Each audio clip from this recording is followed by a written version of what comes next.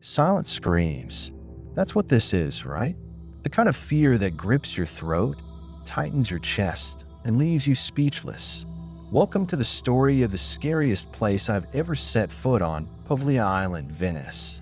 You know, it's one thing to hear stories or read about haunted places, but when you're actually there, that's when things get real. And that's exactly what happened to me. But let's rewind a little. I had heard the rumors. Everyone who's into paranormal stories knows about Poveglia. The island is infamous for its history, plague victims, exiled people, and more than a fair share of ghost stories. But hearing about it from the safety of your home and actually standing on its cursed soil are two entirely different things. I thought I could handle it. I thought it was just another ghost story. I was wrong. It started as a curiosity, a fun challenge. Hey, why not check out Poveglia? How bad could it really be? That's what I told myself. Venice is beautiful after all, right? It can't be all that terrifying. I was there on a casual trip, a short getaway from the grind of everyday life. But as soon as I mentioned Poveglia to some of the locals, their faces changed. It was subtle, but they became colder, more distant. One of the boatmen even told me, "People don't come back the same after visiting that place." I laughed it off, convinced he was just trying to scare the tourist. Turns out he wasn't. The day I decided to go was perfect. Bright blue skies, the warm Italian sun making the water shimmer like glass. I hopped on a small boat that would take me there, feeling that mix of excitement and unease bubbling inside. As Poveglia came into view, that feeling quickly shifted. What looked peaceful from a distance became ominous the closer we got. The air felt heavier, the island seemed darker, even though the sun was still shining bright. It was like the island had its own atmosphere, and it wasn't a welcoming one. The boatman who brought me didn't even dock properly. He stopped a good distance away from the shore, gestured for me to get off, and without saying a word, pushed the boat back before I could even wave. I was alone. The moment my feet touched the ground, I knew something was off. It was a sensation I couldn't shake, like someone or something was watching me. The silence was deafening. No birds, no wind, just silence. And as I started walking, the history of the place began to unravel in my mind. During the Black Death, Poveglia was a quarantine zone. Anyone sick or suspected of being sick was sent there to die. Bodies piled up so fast, they burned them by the thousands. The island's soil is said to be half human ash. Then, centuries later, it was used as a psychiatric hospital, where rumors of brutal experiments and torture circled like vultures. The stories went that some of the patients claimed they saw ghosts, tormented souls of the plague victims. No one believed them. Then, the head doctor began seeing them too. That didn't end well for him. The deeper I ventured into the island, the more oppressive it felt. The ruins of the hospital loomed in the distance, skeletal remains of a place that had witnessed more than its fair share of suffering. I wasn't expecting much. Maybe a few creaky doors, some graffiti left by thrill-seekers like myself. But that's not what I found. The first sign that something was wrong came when I reached the edge of the old cemetery. A chill ran down my spine, even though it was still warm out. I could swear I heard voices, faint whispers, almost like a soft chant carried on the breeze. But every time I turned my head, there was nothing. No movement, no people. Just me, the ruins, and that silence. I pressed on, convinced it was all in my head. I wasn't going to let some spooky vibes ruin the adventure. That's when I found the hospital. Crumbling walls covered in moss, shattered windows that looked like hollow eyes staring back at me.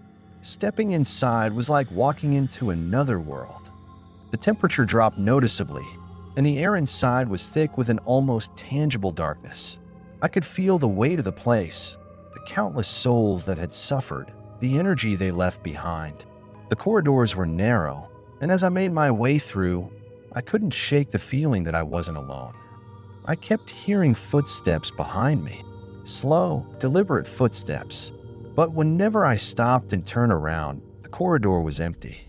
My heart was racing now, adrenaline kicking in. I knew what I had heard, but there was nothing. I reached what must have been the main ward.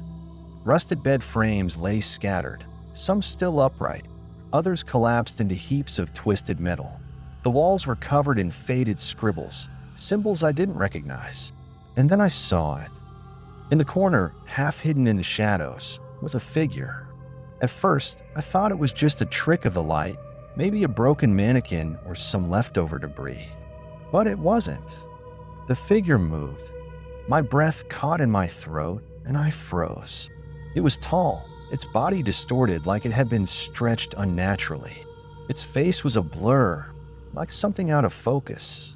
But the eyes, those eyes were sharp, glowing faintly in the dim light. They locked onto me, and for a moment, neither of us moved. I don't know how long I stood there, staring at it, unable to move. Seconds? Minutes? Time didn't seem to matter anymore. The silence was broken by a low, guttural sound, something between a growl and a whisper, echoing through the ward. The figure stepped forward. I ran. I don't remember much after that. My mind was in overdrive, every instinct screaming at me to get out of there. I tore through the corridors, the sound of footsteps behind me growing louder, closer. Every time I glanced back, I saw it closer, always closer. No matter how fast I ran, it kept up, almost like it was toying with me. When I finally burst out of the building, the air felt different, lighter, but the fear still gripped me. I didn't stop running until I reached the shore, my chest heaving, legs burning from the sprint. The boat wasn't there. Of course, it wasn't. I was trapped. For a moment, I thought about swimming back, but the water looked wrong. Dark, murky, almost like it was alive. There was no way I was getting in. My mind raced, trying to think of a plan when I heard it again, the footsteps. Slow, deliberate, coming from behind me. I turned around, expecting to see the figure from the hospital. But it wasn't just one. There were dozens of them. Shadowy figures emerging from the trees, from the ruins, all watching me, all silent. One of them spoke. Or at least, I think it did. Its voice was a low whisper, but it sounded like 100 voices speaking at once. You shouldn't be here. My legs gave out beneath me. I tried to crawl, to back away, but they were closing in, their eyes glowing faintly in the growing darkness. The air was thick with the stench of decay, the oppressive weight of their presence pressing down on me. You shouldn't be here, the voice repeated, closer now, almost in my ear. And then I felt it, cold hands on my shoulder, pulling me back toward the island, back toward whatever fate awaited me there. The last thing I remember before everything went black was the sound of the boat's engine, distant and faint. But there, I wasn't sure if it was real or just my mind playing tricks on me. But then everything went dark. I woke up hours later, back in Venice. A group of fishermen had found me unconscious on the shore, pale and shivering. They didn't ask questions, and I didn't offer any answers. I didn't need to. I left Venice the next day, but Poveglia hasn't left me. The nightmares come almost every night, the figures, the whispers, the cold hands pulling me back. I don't know what happened to me on that island, but I'm afraid I might never really escape it. And that's where I'll leave this story for now. The nightmares, they didn't stop. Night after night, I was back on Poveglia. The same shadowy figures, the same glowing eyes, the same cold hands pulling me toward the darkness.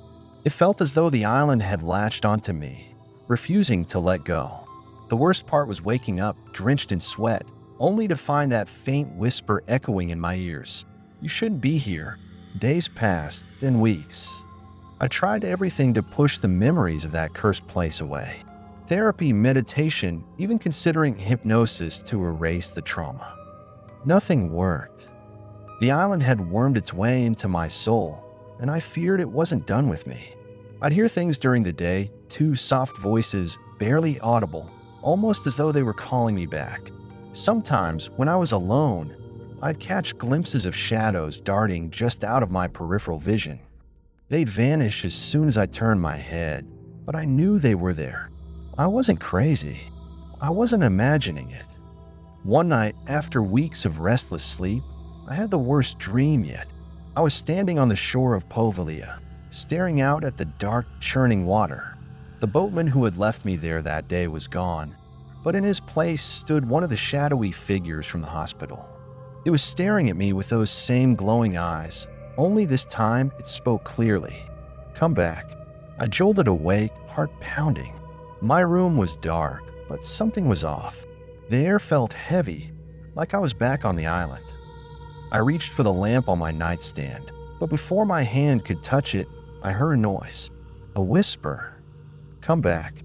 The hairs on the back of my neck stood up as a wave of dread washed over me. I sat up slowly, my eyes scanning the room. Nothing seemed out of place, but the whispering grew louder. It wasn't coming from outside. It was here, in the room with me. Suddenly, the door creaked open, just a few inches. My heart stopped. I hadn't opened it. I hadn't even heard footsteps. I held my breath, waiting for something, anything to happen. And then I saw it. A shadow moved just beyond the doorframe, slow, deliberate, like it was waiting for me to acknowledge it. Fear gripped me, tighter than ever before. My chest felt like it was being crushed under an invisible weight. I tried to tell myself it was all in my head, a side effect of too many sleepless nights. But then the shadow stepped into the room. It was tall, its body twisted and unnatural, just like the figure I had seen in the hospital on Poveglia. Its face was a blur, but those eyes, those glowing, piercing eyes, were unmistakable. They bore into me, freezing me in place. The whispering grew louder, more frantic. I couldn't make out the words, but the urgency in the voices was unmistakable. The figure moved closer, slow and steady, until it was standing right at the foot of my bed. I wanted to scream, to run, to do anything to get away, but I couldn't. My body was frozen in place, paralyzed by the overwhelming fear coursing through me. Then, without warning, the figure lunged forward. Its cold, shadowy hands wrapped around my wrists, pulling me toward it. The whispers reached a fever pitch, filling the room with a deafening hum. I struggled, thrashing against its grip, but it was no use. It was dragging me, pulling me out of bed, toward the door, toward the darkness. I don't remember how I got out of the room. One moment, I was in the grip of that thing, and the next, I was running, barefoot and in my pajamas, down the street. I ran for what felt like hours, not stopping until I collapsed on a park bench, gasping for breath.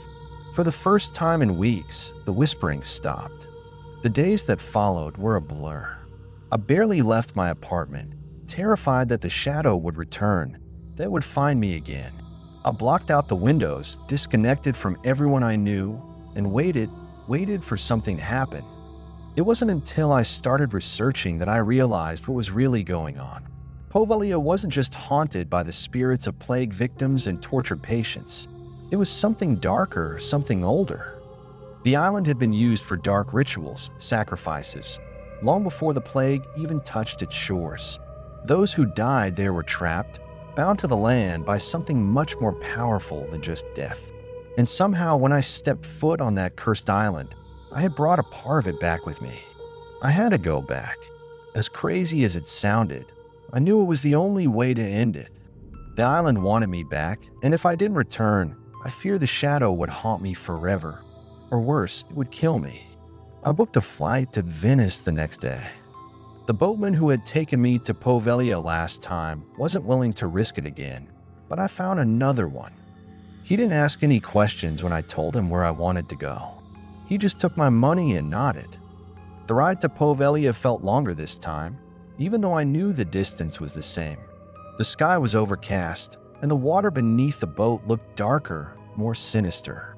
As we approached the island, that familiar sense of dread settled over me, heavier than ever before. When we reached the shore, the boatman didn't even bother docking. He stayed far enough away that I had to wade through the shallow water to reach the land. He gave me one last look, a mix of pity and fear, before turning the boat around and speeding off without a word. I was alone again. The island looked the same, but everything felt different. The air was colder, the silence more oppressive. I could feel the weight of the island's history pressing down on me, and I knew this time there would be no running. I made my way through the overgrown paths, past the ruins of the old hospital, and toward the cemetery. The voices were back, louder now, more insistent. They weren't whispers anymore. They were commands. Come back. I reached the cemetery, the place where the shadow had first appeared to me. The air here was thick, almost suffocating. The ground beneath my feet felt soft, like I was walking on something that wasn't quite solid. I knelt down, digging my fingers into the earth, and whispered, "I'm back." For a moment, nothing happened. The silence stretched on, and I began to wonder if I had made a terrible mistake. But then, the ground beneath me began to shift. A low rumble shook the earth, and from the graves, the shadowy figures began to emerge. Dozens of them, their twisted forms rising from the ground like smoke. They surrounded me, their glowing eyes locked onto mine. And then, from the center of the cemetery, the figure from my nightmares appeared. It moved slowly, deliberately, until it was standing directly in front of me. The whispers had stopped, replaced by a heavy, oppressive silence. "You came back," it said, its voice a distorted echo of 100 voices.